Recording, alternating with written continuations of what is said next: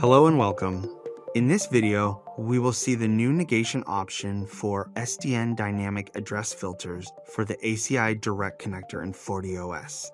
For this feature, the exclamation and equal symbols are used together to exclude specific address objects from the filter results. It can also be combined with existing operators such as and, or, and the wildcard to create more flexible filter conditions. This version also introduces two new filter options that are L3 out subnet description and L3 out subnet name alias. These new filters allow FortiGate to match Cisco ACI external subnets using their description or alias, providing more flexible and intuitive filtering options. And both IPv4 and IPv6 addresses are supported. In this use case, the topology consists of the FortiGate, which is connected to the Cisco APIC server, and the user configures the FortiGate with ACI Direct Connector and includes exclamation and equal symbols in the filter for dynamic firewall addresses.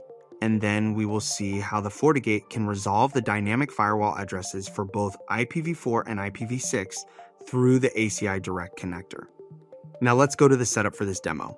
First of all, let's log into the Cisco APIC server. Make sure to configure the external EPG with both IPv4 and IPv6 subnets. Then let's log into the FortiGate GUI. Then go to the Security Fabric section and select External Connectors. Now we will configure the ACI Direct Type SDN connector. I already have it set up here. Here, make sure that the ACI SDN connector status is up. Then let's go to Policy and Objects and select Addresses. For comparison, let's create a dynamic firewall address here, which I have named ACI Direct v4 Normal. This is associated with our ACI SDN connector, and it specifically filters without negation to filter out the addresses that the user needs. Here in the CLI, we can see the resolved dynamic addresses of 0. And we also see the address showing up in the firewall address page.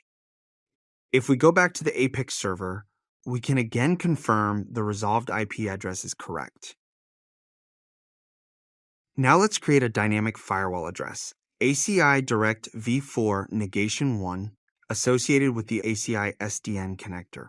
This has the same filter, but with the exclamation and equal symbols to negate the resolved addresses from the previous step. Here, we can see the resolved dynamic addresses without the previous step's resolved address.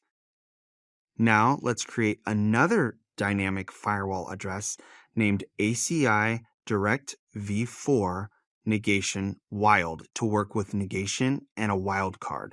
This filter will filter out the subnets with negate subnet v4 included in the subnet names.